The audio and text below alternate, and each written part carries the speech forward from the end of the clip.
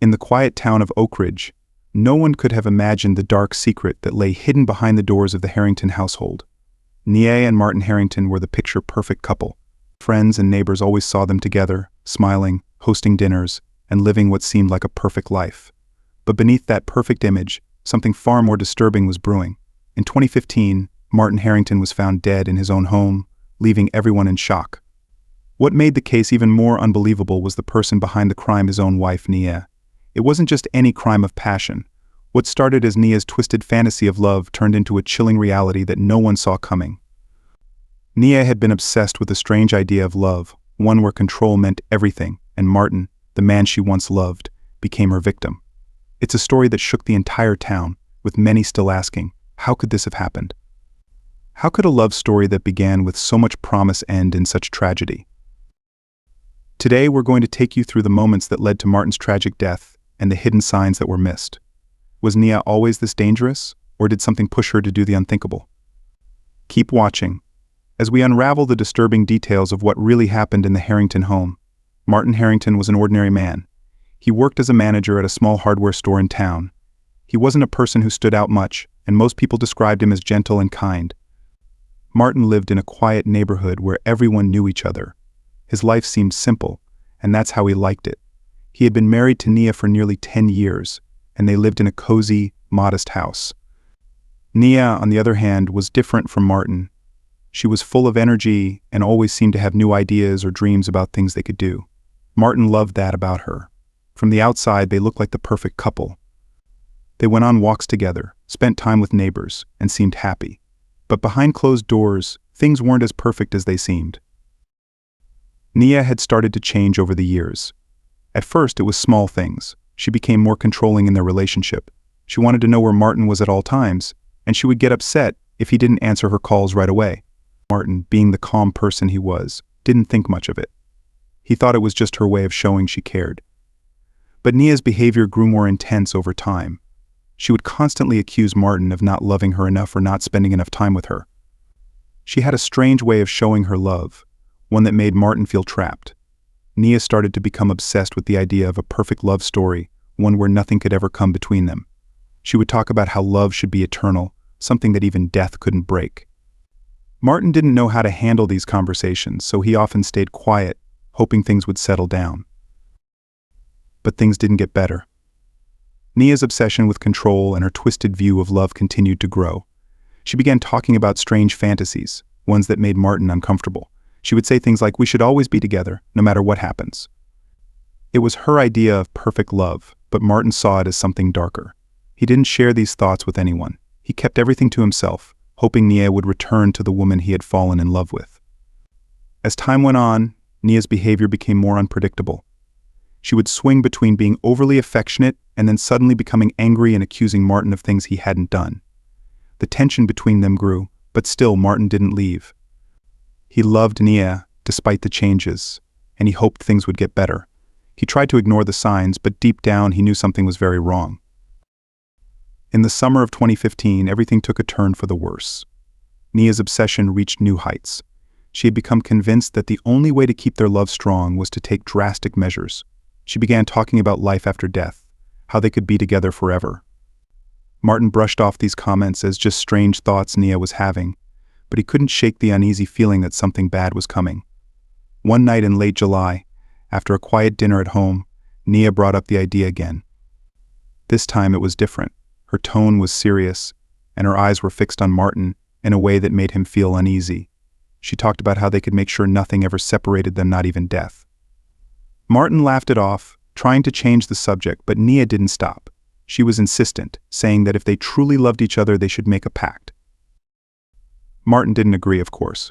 He didn't understand where this was coming from or why Nia was acting like this. But Nia was fixated on the idea.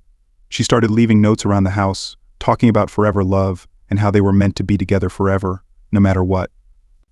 Martin tried to confront her about it, but every time he brought it up, Nia would become defensive, accusing him of not being committed enough to their marriage. It was a warm evening in early August. Martin had come home from work, tired but ready to relax. He didn't know that this would be the last normal evening of his life. Nia was unusually quiet at dinner, but Martin didn't think much of it. He had grown used to her mood swings. After dinner, Nia suggested they have a drink together, something they rarely did. Martin, wanting to ease the tension, agreed. As they sat in the living room, Nia began talking about their future again. This time, though, she wasn't talking about vacations or plans for the house. She was talking about how they could be together forever, even after death. Martin, trying to be polite, listened but was clearly uncomfortable. Then, without warning, Nia brought out a small vial of liquid. She told Martin that if they both drank it, they could die together and be together and be together in the afterlife. Martin was shocked. He didn't know what to say. He tried to calm Nia down, telling her that this wasn't something they should joke about. But Nia wasn't joking. She insisted that this was the only way to prove their love. Martin refused. He stood up, trying to leave the room, but Nia blocked his way. She was no longer the woman he thought he knew. Her face was filled with determination, her eyes wide and almost desperate. Martin managed to push past her and went to the bedroom, locking the door behind him. He could hear Nia outside, crying and begging him to come out, but he stayed inside, terrified of what she might do next. That night, he didn't sleep. He sat on the edge of the bed, thinking about what had just happened. He knew he couldn't stay in the house with Nia any longer, but he wasn't sure how to leave. Little did Martin know, this was just the beginning of Nia's twisted plan. The events that followed would leave the entire town in shock, and no one would ever look at Nia Harrington the same way again. The next morning, Martin woke up exhausted from the sleepless night. Nia was already up, acting as if nothing had happened the night before. She was in the kitchen, making breakfast, smiling at him like everything was perfectly normal. Martin, still shaken, didn't know how to respond. He sat down at the table, avoiding eye contact, and quietly ate his breakfast, his mind racing with thoughts of how he was going to leave. For the next few days, things were tense but quiet between them. Nia didn't bring up her disturbing idea again, but Martin could still feel the shift in her behavior. She was calm, too calm, as if she had made up her mind about something. Martin, meanwhile, was secretly making plans to leave. He called his friend, Paul, and explained that he needed a place to stay for a few days. Paul didn't ask too many questions, he just told Martin he was welcome any time. One evening, Martin packed a small bag while Nia was out running errands. He planned to leave after she went to bed, hoping to avoid any confrontation. But as the evening dragged on, Nia stayed up late, sitting in the living room, watching TV with a strange intensity. Martin grew nervous. He didn't want to leave while she was still awake. Finally, around midnight, she went to bed, and Martin saw his chance. He quietly grabbed his bag and tiptoed to the front door. His heart was pounding, but he knew he had to go. Just as he was about to turn the handle, he heard a voice behind him. "Where are you going, Martin?" He froze. Nia was standing in the hallway, staring at him. Her face was blank, but her eyes were sharp. Martin swallowed hard, trying to come up with an excuse, but before he could speak, Nia stepped closer. She looked at the bag in his hand and then back at his face. "Are you leaving me?" she asked quietly. Martin didn't know what to say. He felt trapped. He nodded slightly, hoping this would diffuse the situation. But instead, Nia's calm exterior crumbled. She began sobbing uncontrollably, sinking to the floor. Martin, though frightened, felt a pang of guilt. He didn't want to hurt her, but he couldn't stay. He gently told her that he needed space, that things weren't working out, and that they needed time apart. Nia's sobbing quickly turned into anger. She stood up, her face red with fury, and began screaming at him, accusing him of betrayal, of ruining everything. Martin was speechless. He had never seen her this way. Nia stormed off to the bedroom, slamming the door behind her. Martin, shaken, decided to leave right then and there. He couldn't risk staying any longer. He rushed out the front door, got into his car, and drove off. As he left the neighborhood, he felt a mixture of relief and fear. He knew he had done the right thing, but he was terrified of what Nia might do next. He drove to Paul's house and spent the night there, grateful to be away from the chaos. For the next few days, Martin stayed with Paul, trying to figure out his next steps. He didn't contact Nia, and she didn't try to reach him. Martin felt conflicted. Part of him wanted to check on her, but he knew it wasn't safe. He had seen a side of Nia that scared him, and he wasn't sure if he could ever trust her again. Then, one morning, Martin got a call from a number he didn't recognize. It was Detective Aaron Mitchell from the local police department. The detective calmly informed Martin that Nia had reported him missing. She had gone to the police, claiming that Martin had disappeared without a trace, and she was worried for his safety. Martin was shocked. He explained to the detective that he had left on his own, and that Nia knew exactly where he was. He didn't mention the disturbing events that had led up to his departure, but he assured the detective that there was no need for concern. Detective Mitchell listened carefully but seemed skeptical. He asked Martin to come to the station to clear things up. Martin agreed, though he felt uneasy. He didn't want to cause more trouble, but he knew he had to explain himself. That afternoon he went to the police station, where Detective Mitchell asked him a series of questions about his relationship with Nia. As Martin described the changes in Nia's behavior and the strange conversations they had been having, Detective Mitchell's expression grew more serious. It was clear that this wasn't just a case of a couple having problems.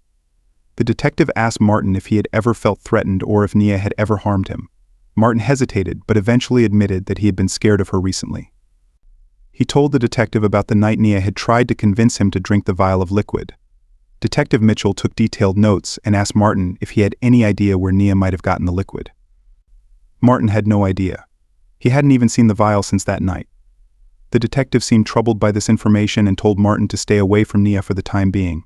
He promised to look into the matter further. A few days passed, and Martin tried to go back to some sense of normalcy. He stayed with Paul, went to work, and tried not to think about Nia.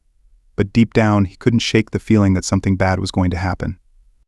Nia had always been intense, but this was different. Her obsession with their relationship had taken a dark turn, and Martin feared what she might do next. Then, one evening, Martin received a text from Nia.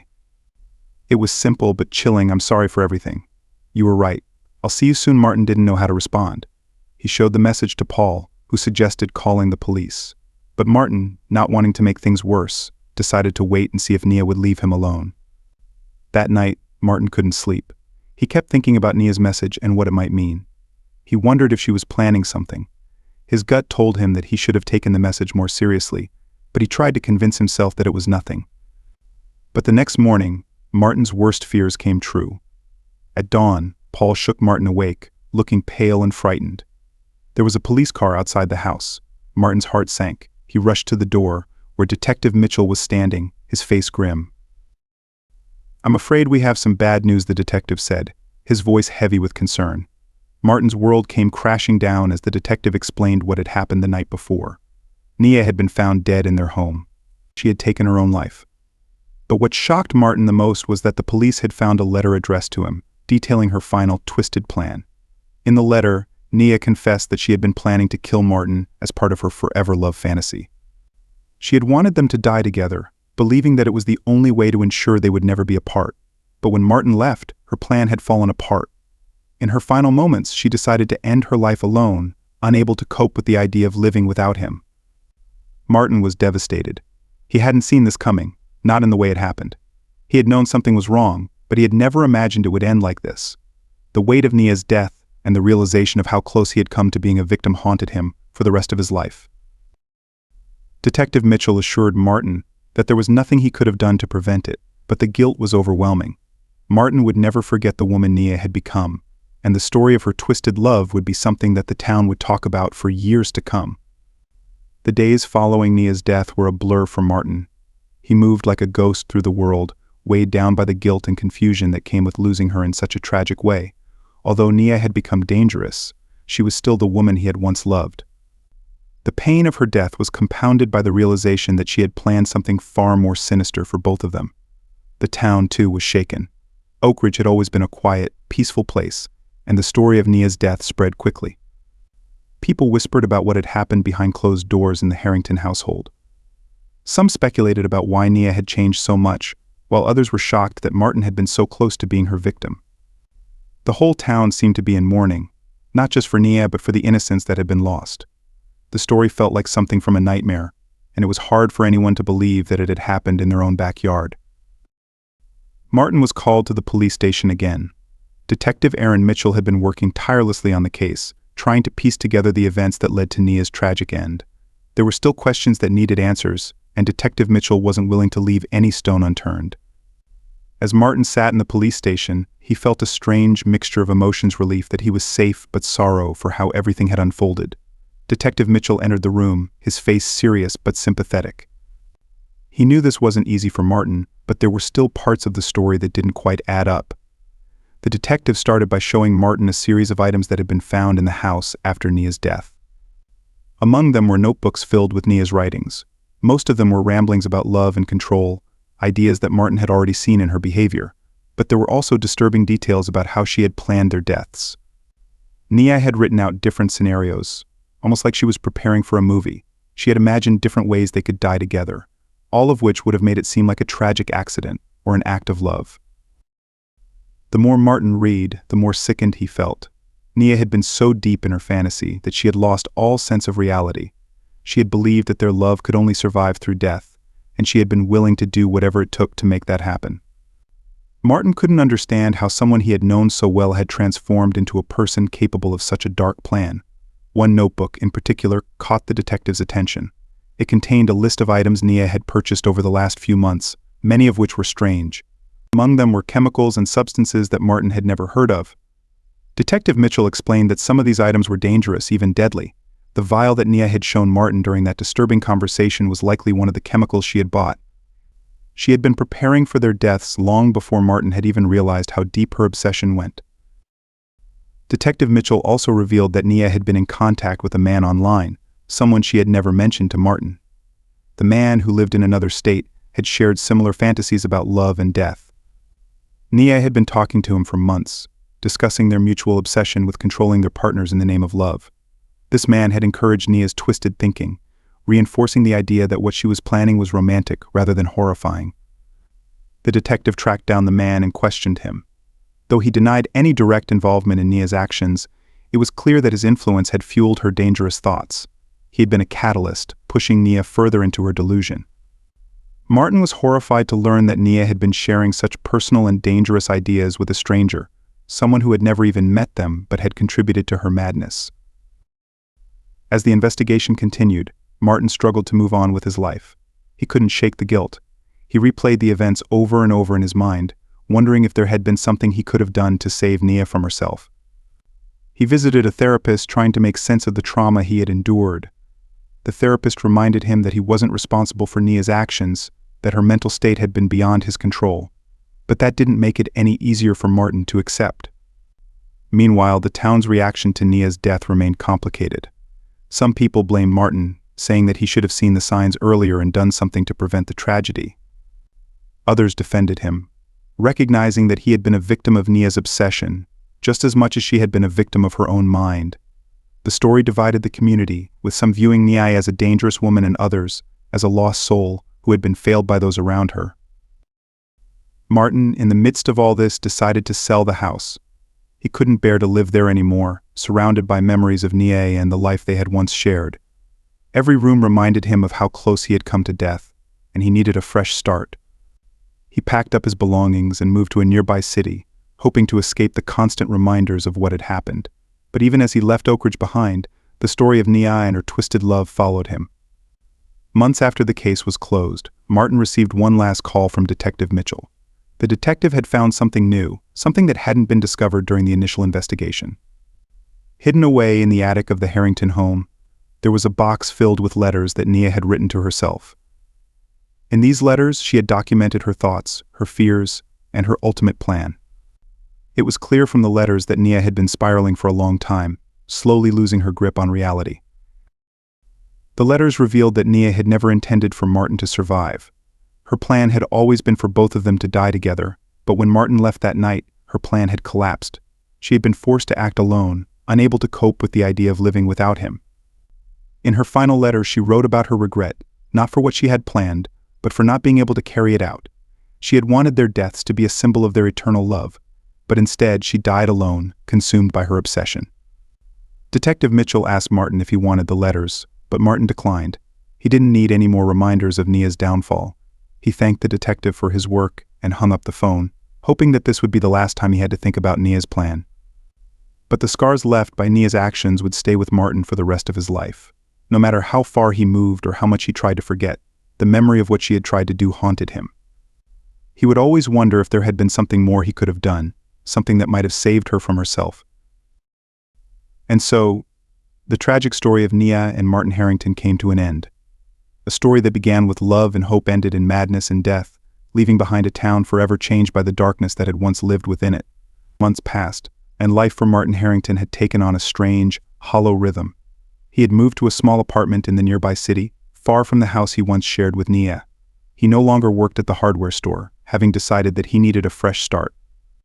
But no matter where he went or what he did, the weight of Nia's death still clung to him like a shadow.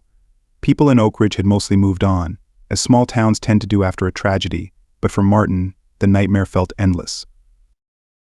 He had tried to keep to himself, avoiding the whispers and stares that followed him everywhere. He knew that people would always associate him with the terrible events that had unfolded, and he couldn't blame them. His wife had plotted his death, and though he had escaped, it didn't feel like a victory. The guilt, the confusion, and the pain were ever present.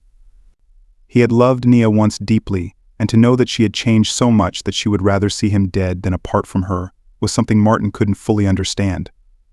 Despite the therapist's reassurances and the detective's sympathetic words, Martin found himself replaying the moments over and over. Had there been a way to stop her? Should he have seen the signs earlier? What if he had stayed that night? These thoughts consumed him, even as he tried to rebuild his life. Every time he tried to move forward, Nia's face appeared in his mind, a haunting reminder of the love that had turned deadly.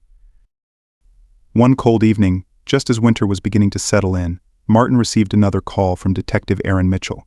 He hadn't heard from the detective in a while, and hearing his voice brought back a flood of memories. Detective Mitchell had knew something that had come up unexpectedly in the months since Nia's death. Though the case had been closed, the detective had continued looking into certain loose ends, perhaps out of a sense of duty or personal curiosity. The detective told Martin that they had finally located the man Nia had been talking to online. His name was Ben Turner, a reclusive man living in a remote part of the country. He had been someone who shared Nia's dangerous fantasies, and though he had denied direct involvement in her actions, further investigation revealed that Ben had been much more involved than anyone had suspected. In fact, it was Ben who had first introduced Nia to the idea of a forever love through death. He had encouraged her obsession, fueling her delusions and making her believe that their relationship was doomed unless they made an ultimate sacrifice. Ben had been careful to cover his tracks, but Detective Mitchell had pieced together enough evidence to show that Ben had been actively guiding Nia in her plans. In one of their online conversations, Ben had even suggested the very method Nia had attempted to use on Martin, the vial of poison. He had manipulated Nia, making her believe that Martin's reluctance to go along with the plan was proof that he didn't truly love her. Detective Mitchell explained that Ben Turner had been arrested and was now facing charges of conspiracy and incitement. He would be held accountable for the role he played in pushing Nia over the edge. This news should have brought Martin some closure, but instead, it left him feeling even more conflicted. It wasn't just Nia's madness that had driven her to such lengths. She had been manipulated, her mind twisted by someone she thought understood her pain. After the call, Martin sat in silence, thinking about what he had just heard. He had spent so long trying to understand why Nia had done what she did, but now he realized that her mind had been poisoned by someone else. She had been vulnerable, and someone had taken advantage of that. But no matter how much he tried to shift the blame, the fact remained Nia had made the choice to follow through with her deadly plan. No one had forced her hand. In the weeks that followed, Martin found himself reflecting more on his own role in the tragedy. He began to understand that while he couldn't have stopped Nia from spiraling into her dark fantasies, he had done the right thing by leaving when he did. It had saved his life, even if it had come at a terrible cost. And though the pain of losing Nia would always be with him, Martin slowly began to accept that some things were beyond his control. One day, as winter turned into spring, Martin visited Nia's grave for the first time. He hadn't been able to bring himself to go before, but now, standing there in the quiet cemetery, he felt a sense of calm he hadn't felt in months. He thought about the woman he had married, the woman she had been before everything changed. He remembered their happy moments, their laughter, their dreams, their plans for the future. He allowed himself to mourn not just the way Nia had died, but also the way their love had ended. As he stood by the grave, Martin whispered a quiet goodbye. It wasn't closure in the way people often talk about, but it was a step toward letting go of the weight he had been carrying. He couldn't change what had happened, but he could choose how to move forward. In the years that followed, Martin slowly rebuilt his life.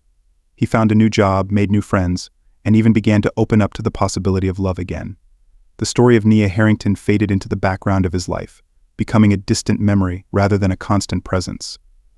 He would never forget her, or the darkness that had consumed her, but he had learned to live with the past rather than be defined by it. Detective Mitchell, too, moved on, but he never forgot the case that had shaken the small town of Oak Ridge. For him, it was a reminder of how fragile the human mind could be, and how easily love could turn into something dangerous when twisted by obsession.